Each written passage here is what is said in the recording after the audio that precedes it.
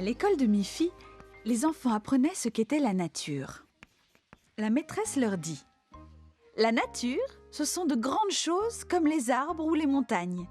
Ça peut aussi être de petites choses que vous pouvez trouver partout, même dans votre jardin.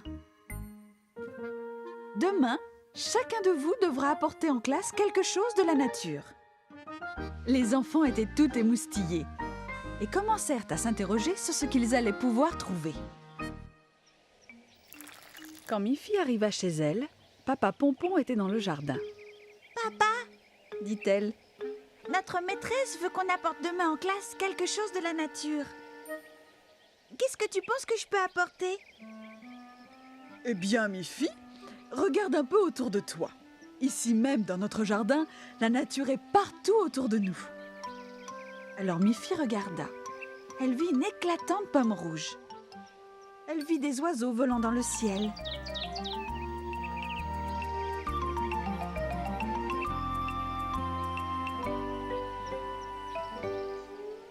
Elle vit un petit ver de terre rampant hors du sol.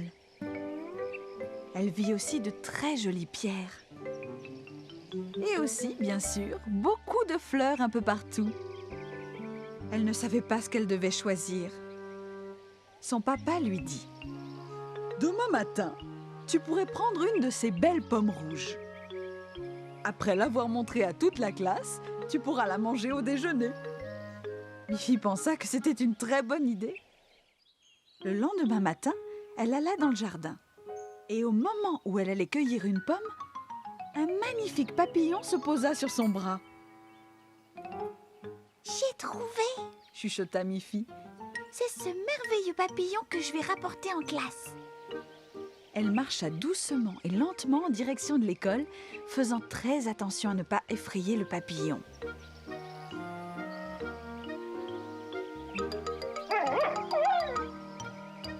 Hey, salut Snuffy !» murmura Miffy. « Tu peux marcher à côté de moi, mais tu dois rester très calme. » Snuffy remua joyeusement la queue et aboya un petit peu. Mais alors, le papillon s'envola. Miffy était très triste.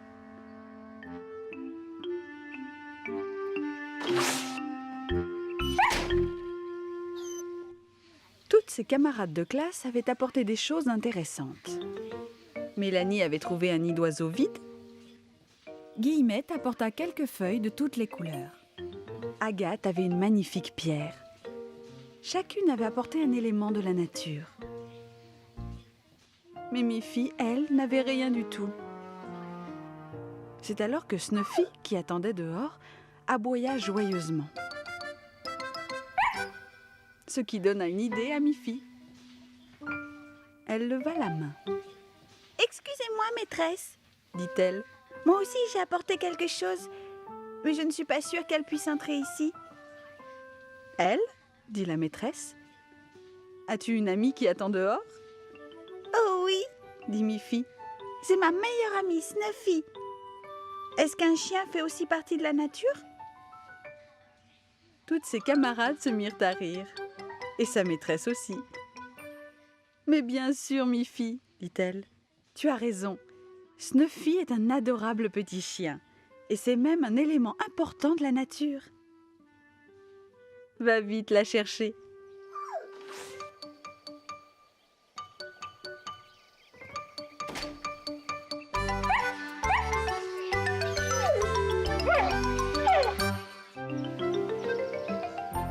Un matin, Miffy fut réveillée par sa maman qui lui chuchota.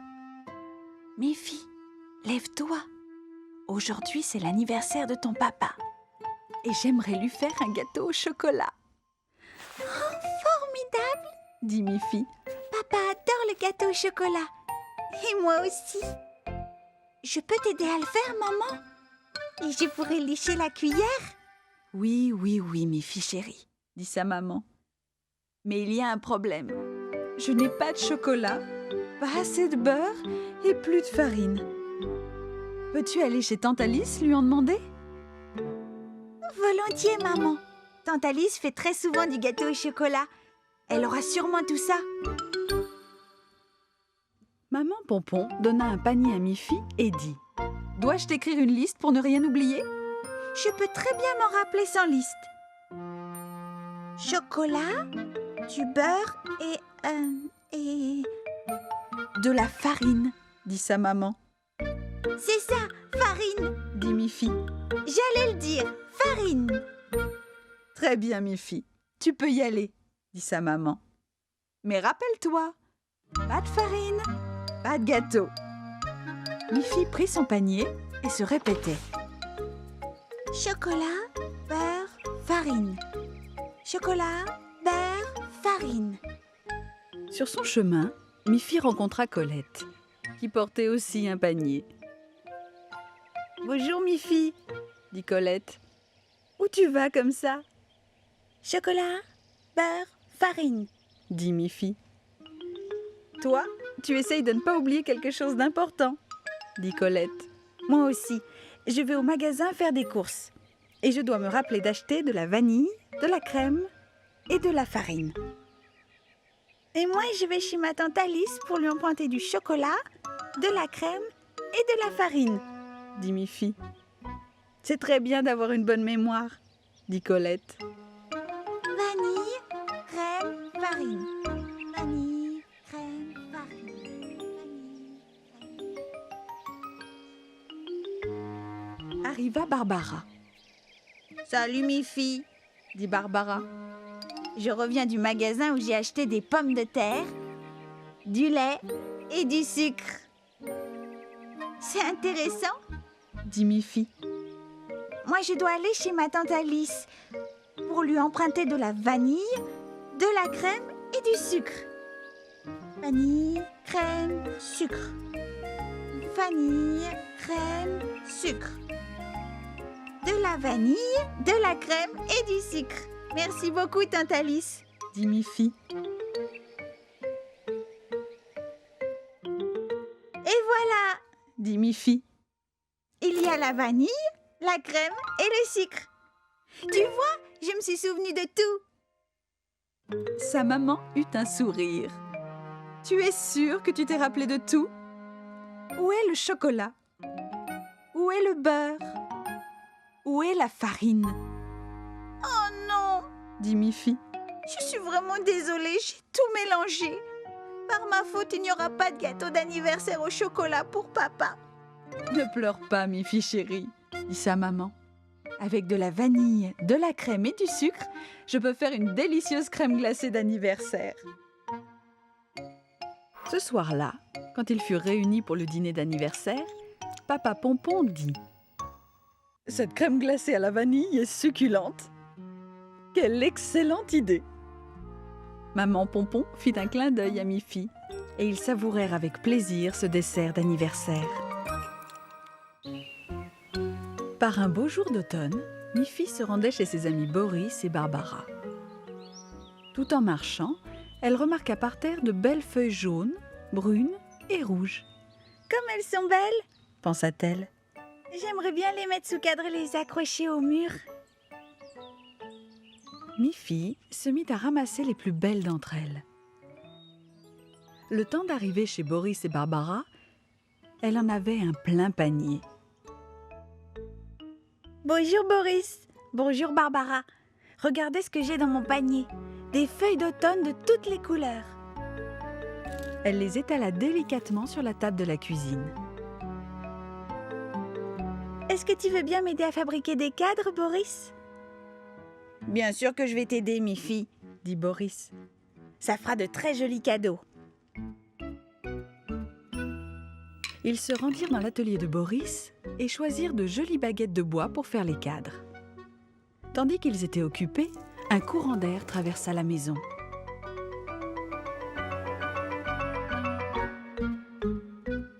Oh non !» dit Miffy. « Où sont passées mes feuilles ?»« C'est bizarre, » dit Barbara. « Mais regarde, Miffy, nous avons encore 6 feuilles. 1, 2, 3, 4, 5, 6. Il y en a bien assez, » dit Barbara. « Retournons dans l'atelier et finissons les cadres. » À peine le dos tourné, qu'un oiseau entra dans la cuisine et s'empara d'une feuille.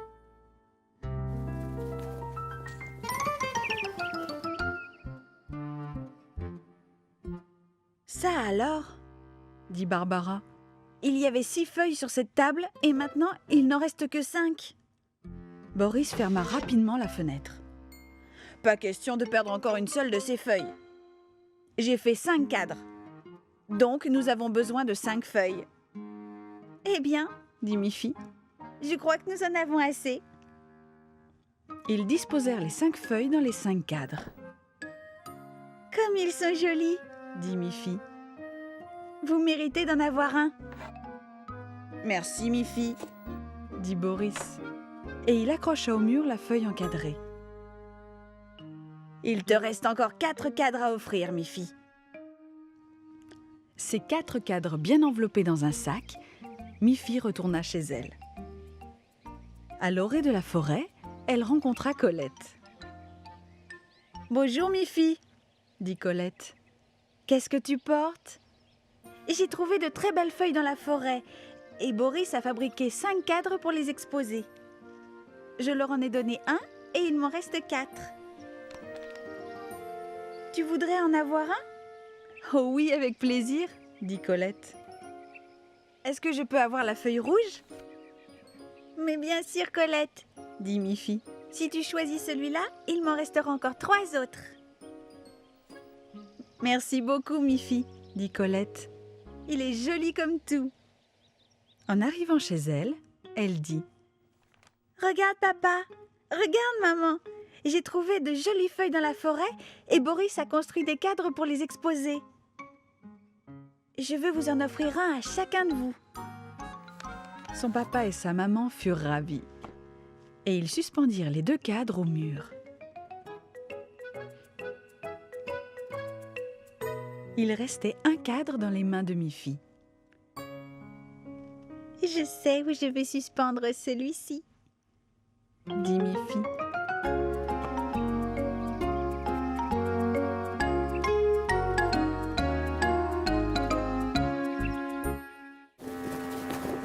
Ce jour-là, il y avait beaucoup de vent à la plage. Miffy et son papa tiraient le petit chariot de Miffy. Mais le vent soufflait si fort qu'ils avaient beaucoup de difficultés à le déplacer. Miffy était fatiguée de tous ses efforts. Alors elle dit « Papa, c'est pas une bonne place ici pour notre tente ? » « Si tu veux, dit Papa Pompon. Mais le vent souffle si fort que ce sera difficile de la monter. » Ils firent de gros efforts, mais bientôt la tente fut montée. Ils mirent toutes leurs affaires à l'intérieur pour les protéger du vent. « Quel travail !» dit Miffy. « Mais c'est très confortable à l'intérieur. » C'est exact, dit Papa Pompon. Je crois que nous avons bien mérité quelques biscuits. Mais nous devrons les manger très vite, avant que tout ne soit recouvert de sable. Une fois les biscuits avalés, Miffy et son papa décidèrent de jouer au ballon. Mais le vent était encore trop fort. « Oh non !» s'écria Miffy. « Mon ballon va rouler dans l'eau !» Mais Papa Pompon réussit à arrêter le ballon juste à temps. « Il y a beaucoup trop de vent pour jouer au ballon, » dit-il. « Mais je crois que j'ai une idée. Ce vent est parfait pour une belle démonstration de cerf-volant. » Miffy entra dans la tente et en ressortit avec son magnifique cerf-volant. « On y va, Miffy ?» dit son papa. « Je vais tenir le cerf-volant le plus haut possible et toi, tu tiendras la ficelle. Quand le vent soufflera, je le lâcherai. Et si tu tiens bien la ficelle, le cerf-volant montera et dansera dans les airs. » Un fort coup de vent souffla et Papa Pompon dut lâcher le cerf-volant qui s'éleva très haut dans le ciel. La couleur rouge du cerf-volant se détachait sur le fond bleu du ciel. La force du vent faisait danser le cerf-volant de ci, de là, dans tous les sens là-haut dans le ciel. La petite Miffy avait du mal à retenir la ficelle. elle avait peur que le vent ne la soulève de terre et l'emporte dans les airs. « Tiens-la bien fort, mi-fille, dit son papa. Je viens t'aider. » Mais c'était trop tard. Le cerf-volant heurta le sol si violemment qu'il se brisa et se déchira. « Oh non !» sanglota mi-fille. « Mon joli cerf-volant est en morceaux. » Papa Pompon lui dit « Ne pleure pas, mi-fille. Le vent est beaucoup trop fort aujourd'hui sur la plage. Il vaut mieux rentrer à la maison. » Ils replièrent soigneusement leur tente et remirent toutes leurs affaires dans la voiture. Mi-fille tenait son cerf-volant cassé sur ses genoux. Elle ne pleurait plus, mais elle était très triste. Maman Pompon leur servit une bonne soupe de légumes. Puis mi-fille alla se coucher. Cette aventure à la plage l'avait beaucoup fatiguée. Sa maman demanda à papa Pompon « Penses-tu pouvoir réparer son cerf-volant ?»« Je vais essayer, » dit papa Pompon. En se réveillant le lendemain matin, mi-fille cligna des yeux d'étonnement. Là, sur son lit, il y avait son cerf-volant rouge. Aussi beau qu'avant. « Mon papa est formidable et très habile, » pensa-t-elle.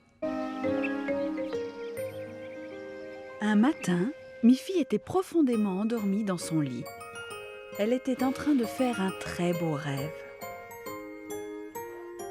Tout à coup, sa maman fit irruption dans sa chambre et dit « Mi-fille chérie, réveille-toi, il est tard. Tu vas être en retard à l'école. » Mi-fille se réveilla en sursaut et regarda son réveil. Il était très tard. Mi-fille se précipita vers son armoire. « Qu'est-ce que je vais mettre, maman ?» dit-elle. « Mets ce que tu veux, » dit maman Pompon. « Mais habille-toi rapidement pour ne pas être en retard à l'école. »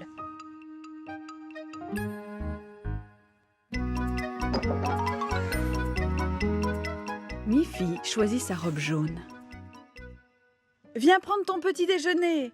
appela sa maman. « Je t'ai préparé des carottes et des tomates. » Mais quand mi-fille entra dans la cuisine, sa maman ouvrit de grands yeux. « Mi-fille, dit-elle, tu as une grosse tache sur ta robe. »« Quelle horreur !» dit mi-fille. « Si je dois changer ma robe, je serai encore plus en retard que jamais. »« Mais tu ne peux pas rester comme ça, dit sa maman. Tu dois avoir des vêtements propres pour aller en classe. Quand on est pressé, tout va de travers. » Mi-fille alla mettre une robe propre. « Voilà, maintenant il faut que je me dépêche, » dit-elle. «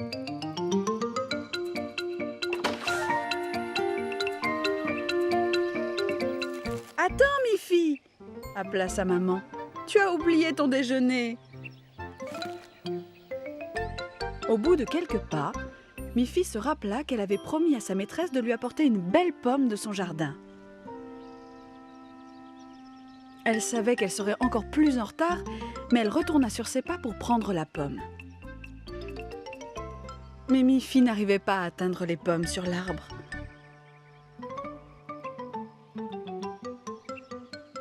« Maman !» appela-t-elle. « Est-ce que tu veux bien venir cueillir une pomme pour moi ? J'ai promis à la maîtresse de lui en apporter une. »« Oh, mi-fille chérie, dit sa maman, cela va te retarder encore davantage. » Mais elle cueillit une pomme pour mi-fille qui repartit très vite.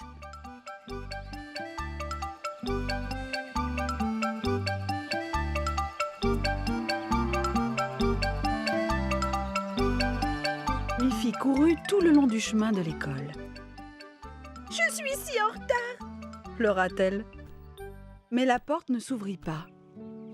Elle était fermée à clé.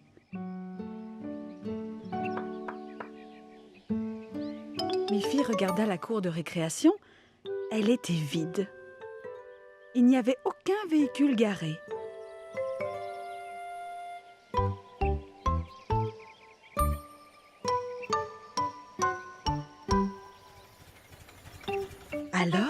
elle vit sa maman dans la voiture. « Miffy !» appela-t-elle. « Dans notre précipitation, nous avons complètement oublié qu'aujourd'hui c'était un jour de congé. Tu n'es plus en retard. Il n'y a pas école aujourd'hui. » Miffy se mit à rire de bon cœur. « Tu vois, Miffy, dit sa maman, quand on veut aller trop vite, tout va de travers. » « Mais pas tout, dit Miffy. Aujourd'hui, je peux manger cette pomme délicieuse.